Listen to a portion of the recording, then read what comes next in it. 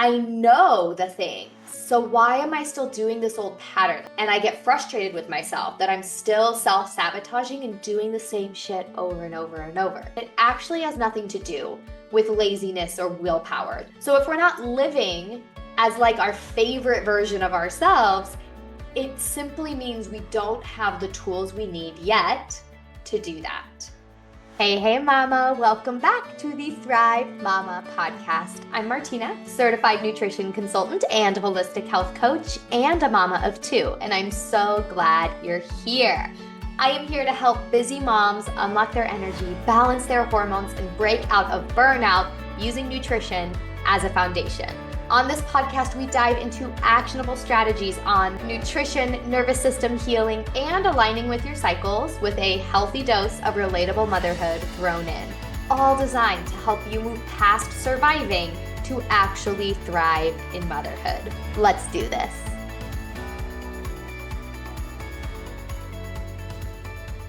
Hello, my thriving queen. Welcome back. I'm so happy to be in space with you this week. And today's episode's gonna be a juicy one. I'm excited to get into why we get into self-sabotage patterns, why we don't follow through on the things that are important to us, and why we keep going back to the same shit over and over when we know that we want something different. Let's break it down today. What's happening here and how do we get out of it?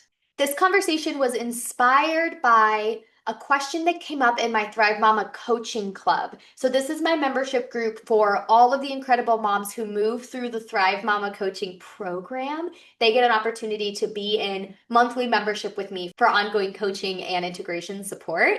And this question came up in this group of like, I know the things. So why am I still doing this old pattern? Like I watch myself do it and I get frustrated with myself that I'm still self-sabotaging and doing the same shit over and over and over. Here's what's really important to understand about this.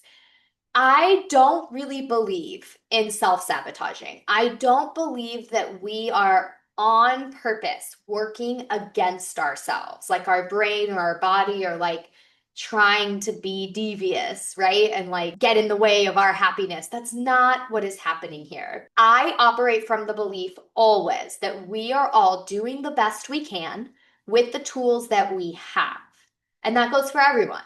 That goes for you, that goes for your kids, that goes for your mother-in-law. We are all doing the best we can with the tools that we have. So if we're not living as like our favorite version of ourselves, it simply means we don't have the tools we need yet to do that. So I think first, bringing the brain back onto our team and breaking down this idea of self-sabotage, like our brain is the enemy getting in the way, and instead we're all on the same team working together towards a common goal. This is really, really important.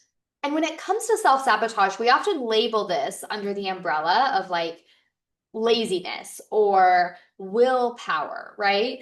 And it can come out in a lot of different ways. Maybe you stay up really late at night on your phone, like scrolling instead of sleeping, even though you know you need sleep, you know you'll feel better tomorrow. No one has to convince you that sleep is important. You know that. And yet your habits are not aligning with what you know. You are staying up late scrolling, which you know is not good for your energy or for your health, right? Maybe this means setting a goal around the habit. Like I'm going to start prepping lunches on Sundays so it's not so hectic. Okay, I'm really determined. I know it's important. And then we don't do it. Things come up, we get busy, we find excuses, we don't feel like it. We just don't do it. So this is an example of where our actions don't align with what we know or with what we want to be doing. Maybe you have a habit pattern specifically around food. Maybe we are in restrictive patterns, or maybe we are in self-comforting patterns around certain foods that feel misaligned with how we want to feel in our bodies and yet keep showing up over and over. There's a lot of ways that this can show up, but the bottom line is that it actually has nothing to do with laziness or willpower. This is happening for one of two reasons. Any kind of self-sabotage pattern where our actions are not aligned with our values is happening for two reasons. Number one, it's a value alignment issue. Or number two, it's a resource issue. Let's break those down. Value alignment refers to the thing we say we want not actually being ingrained in our body as a true want. Sometimes the things we're pushing ourselves to do are just in the should category. They're actually someone else's voice, someone else's values and desires, but they're kind of wrapped up in us in a way that makes us think we should be doing them.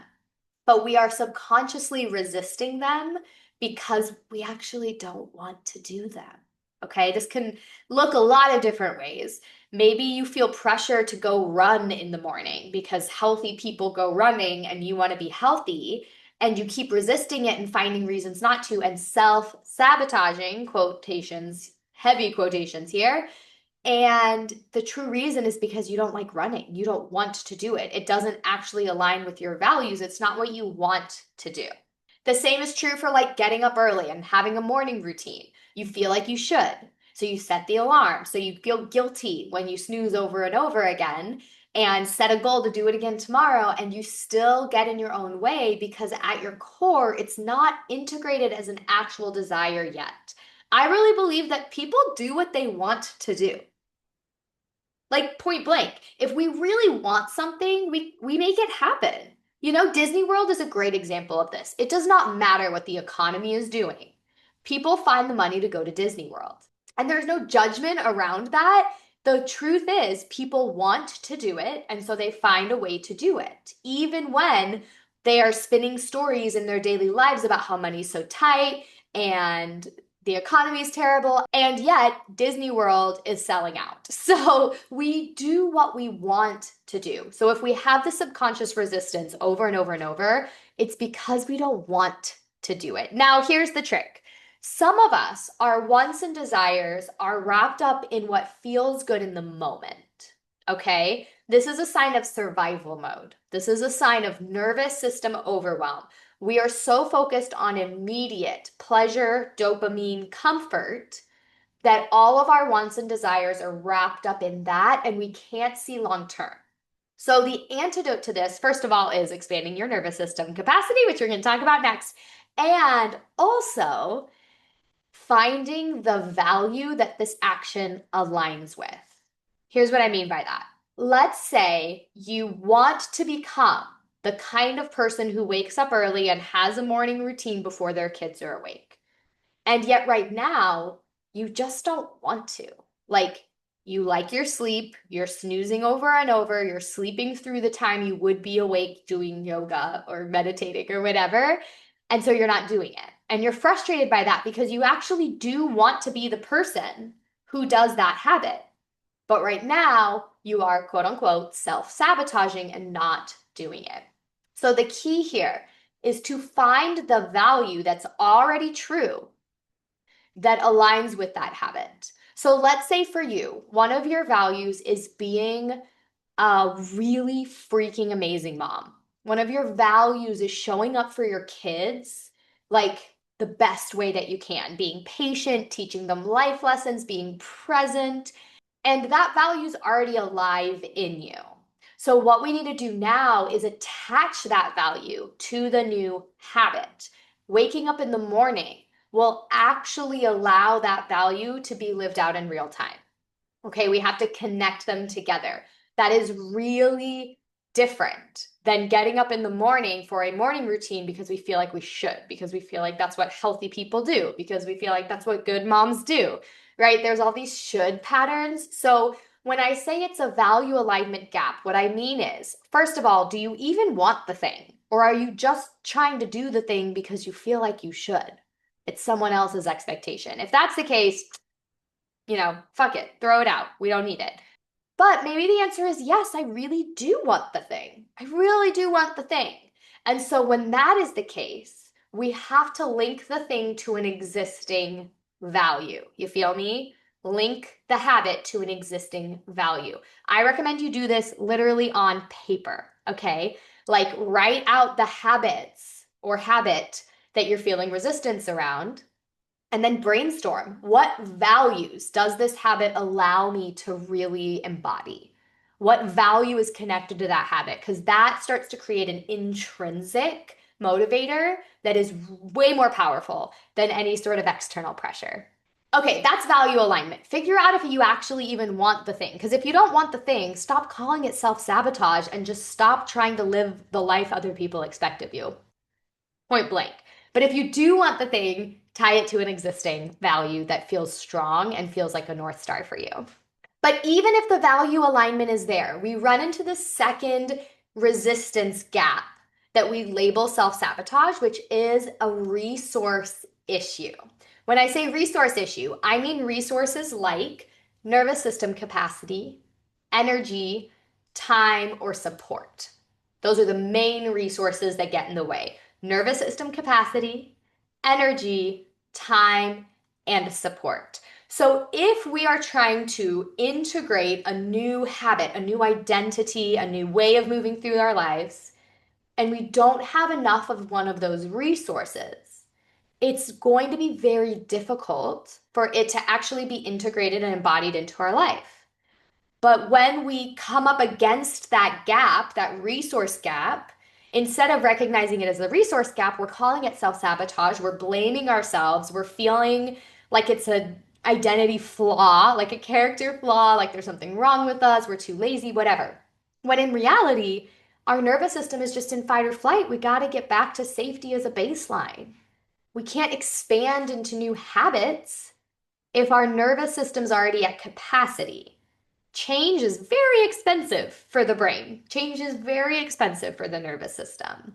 And if we want to make changes, we need the nervous system resources to invest in the changes, to grow. Same with energy.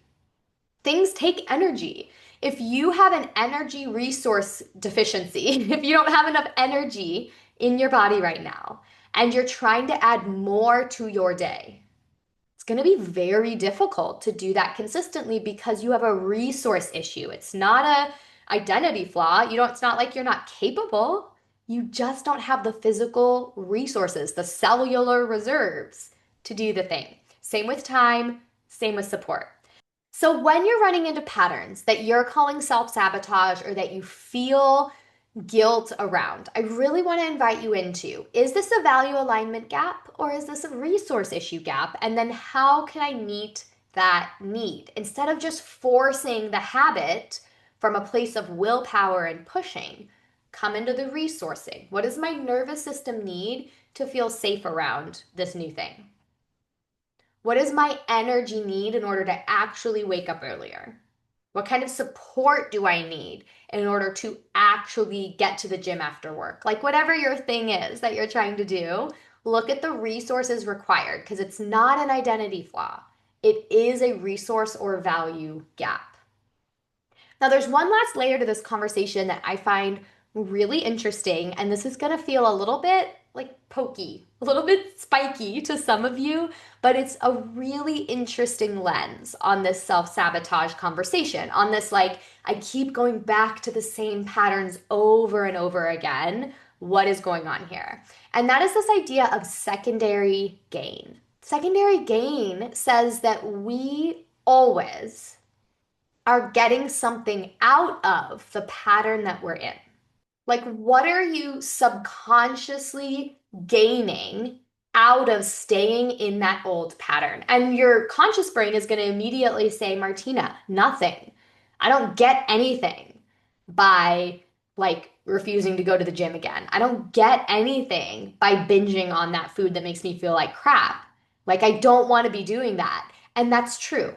A conscious part of you does not want to be doing that pattern. But there's a subconscious part of you that is actually getting something out of staying where you are.